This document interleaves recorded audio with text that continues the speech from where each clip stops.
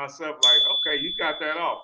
Mm-hmm. You know what I mean? And I got to regroup on for real. And what it is you know that it's not because of you. You know that, and then that takes a little bit of the sting out of it. And then that allows you to take a step back and move forward. Patrick, talk to me. So how do you deal with setbacks, Patrick? Yeah, he don't answer. He answers. He's unmuting right now.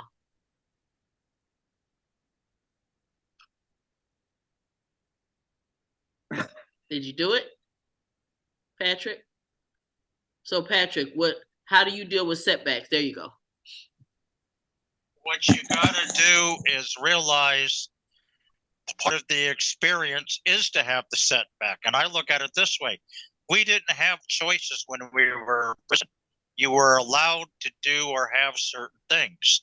A setback is an experience. Don't look at it as a trauma or a problem.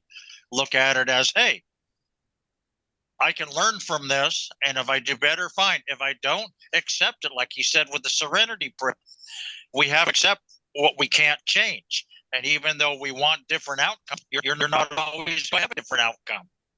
Right. Sometimes it just is what it is. It just because is what you it talk is. about that deal too. With it the way that it is. Sometimes we can't change things. It doesn't make it good or bad.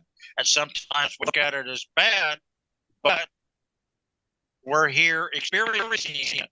When we were in prison, we weren't experiencing too much of anything. Got you. Thank you. That's a great way to look at it. It's an experience. Mm-hmm. It's an experience, and like, going back to the old serenity. And I don't even know the serenity, but I know of it. Right. Well, you use it, you practice it. You know what I'm saying? God, give me the strength. Yeah. Not let me, okay. I got to my own prayer every day. Okay. Yeah. So, Latanya, since you in the house, talk to us. How do you deal with setbacks? Huh? Okay.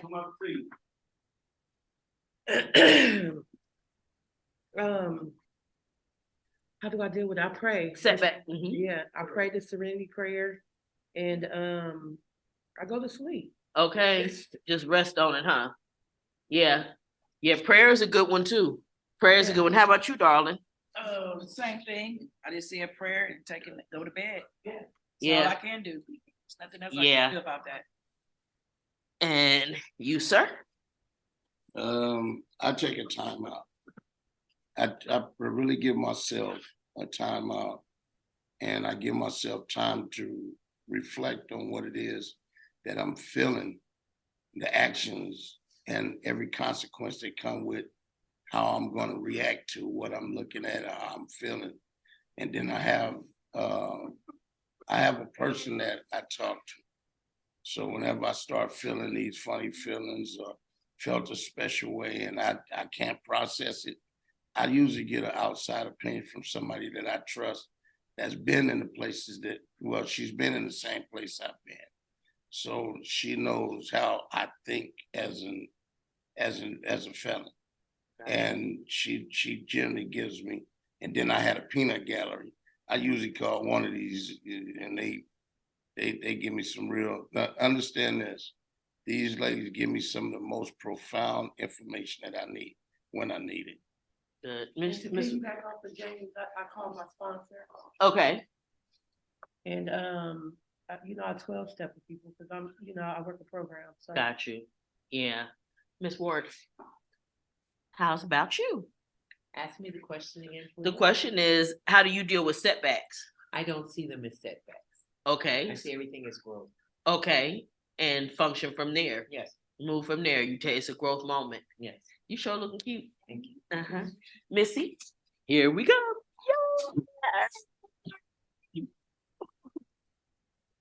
Setback is a setup for a comeback. Got you.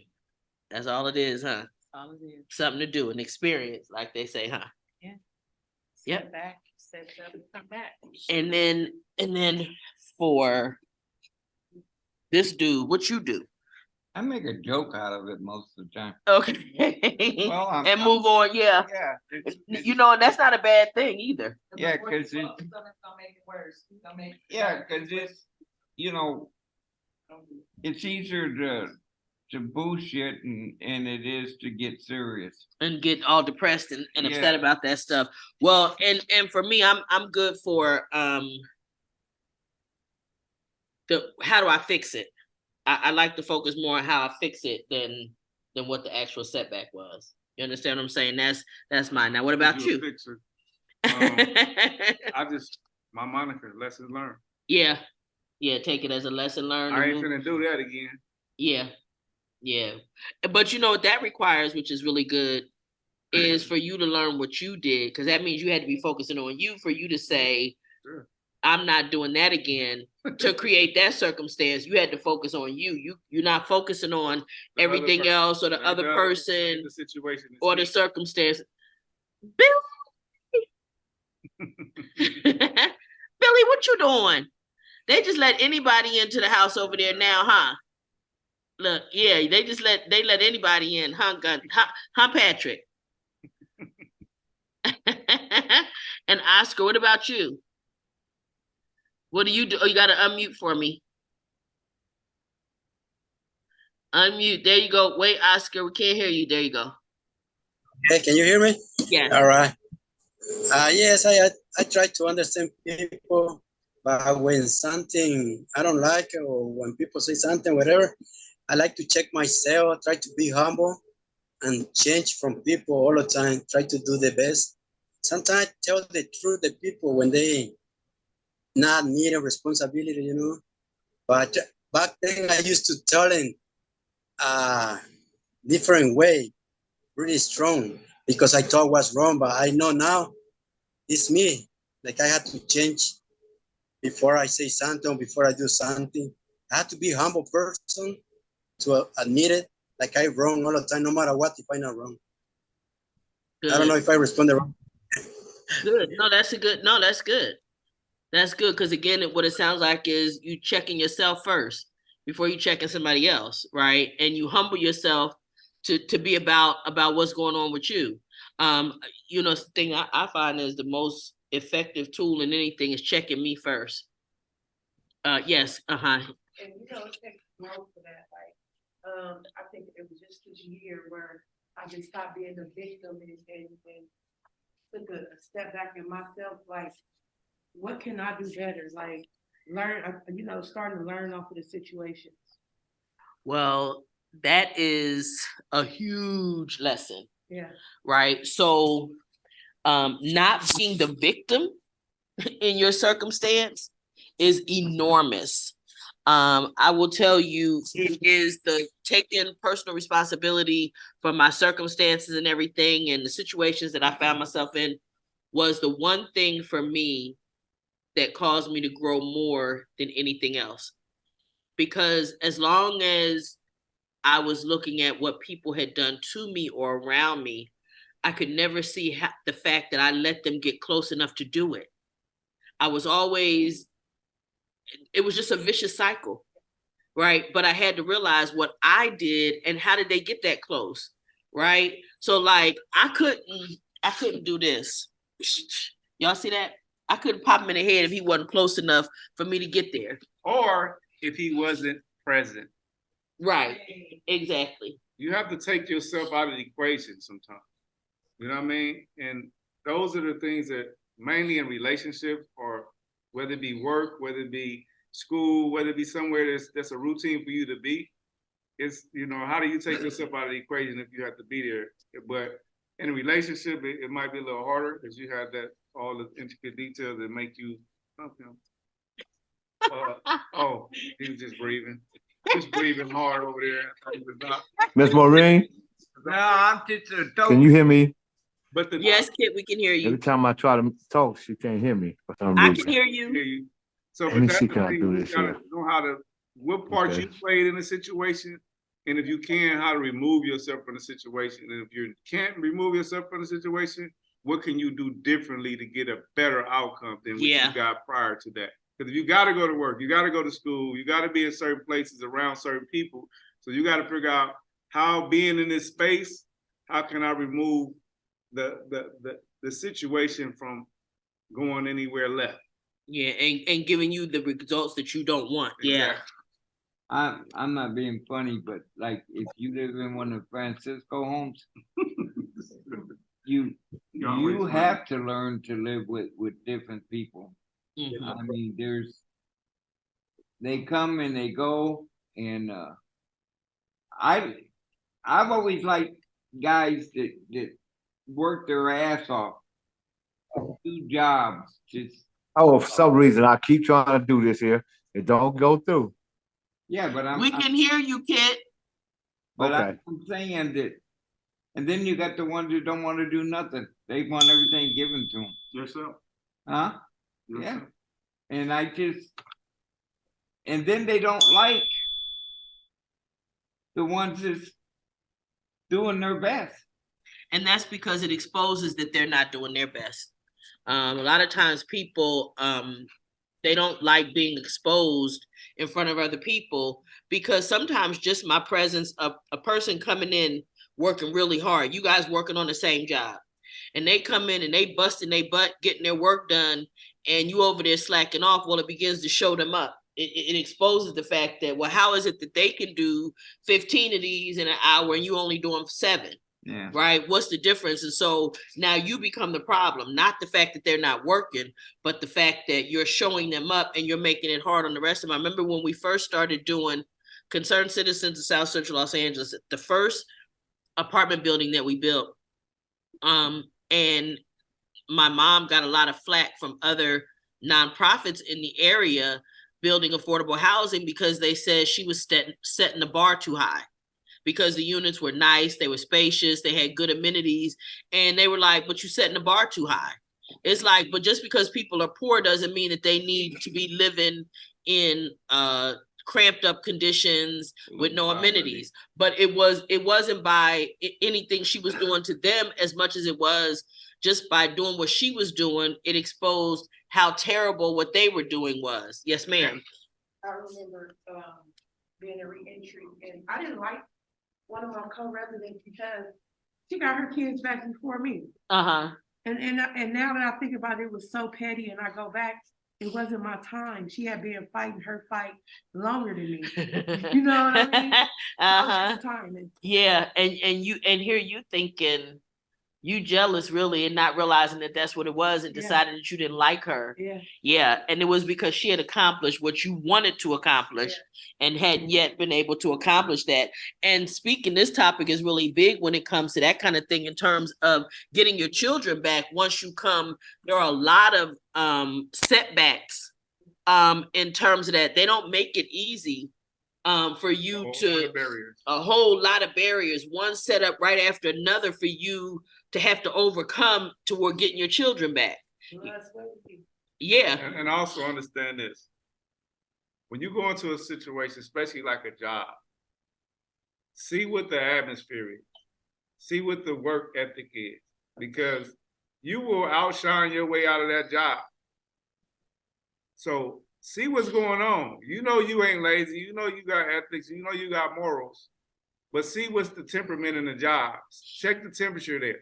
Because if you go in there and you outshine everybody, guess what? You out of there. And it ain't because you're not doing a good job.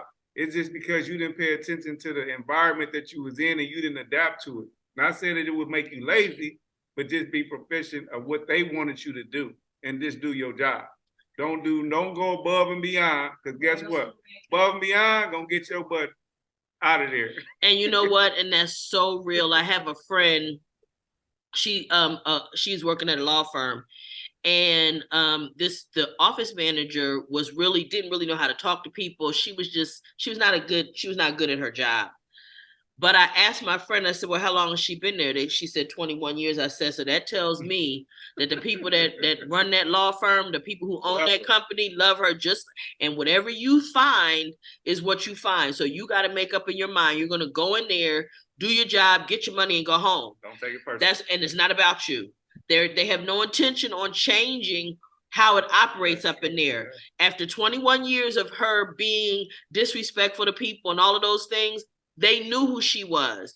They operated it the way she operated it, the way that they wanted her to operate. Whether she said, well, somebody was saying, I wonder what she has on it. It don't matter what she has on them. The bottom line I is, knew like it was you gonna just do said, it. you come in, check the temperature. This Check the thing is just temperature, see messing what's up. going on, see what the culture I don't is know in why the it's business. doing it, but it's messing up. See what the You culture is. can't move And with then this from thing. there, you can determine what your position is going to be, because you're not going to go in and change the way they operate. They had that lady there for 21 years. They had no intention for her to be no different. So at the end of the day, when you go in and you got to figure out what your goal is in any company once you go in and figure out the lay of the land. Because if you find there's something that you don't like and they don't operate the way you like it, you got two choices, stay or go. But you are not going to change that company. Unless you own it, you're not going to change it. Terry, so I'm glad you're back with us, sir, Mr. Terry. So how do you deal with setbacks? I take one time at a day, Noreen. I was working for Meyer Wineries way back in the 30 years ago. And I worked for them for about 2.5 years. And then they started laying everybody off. And I said, oh, I just started. So I just took it one day at a time and went to another job. But I always look at the job and the performance of the people around it. If they're in there and they're drinking on the duty, on the job, I don't want to be there. But I was always an alcoholic back then in days. But now I know what to look for and how to react to everything. Good. That's indeed. Yeah. Good stuff right there. Yeah. What other ones you want to talk about, sweetie? Just basically understanding that we all got the bullseye on our back. That goes without saying. And this one right here, shit happens. Yeah, right. So when it happens, you know what? Take it on the chin, like I got on the Muhammad Ali shirt. Take it on the chin, a rope a dope, and keep it pushing. Cause shit gonna happen. It's life. I ain't say real time. Right, it is, and real time, and it's moving, and you're not going to be able to avoid every setback. But again, how you respond to that setback is really the most important thing.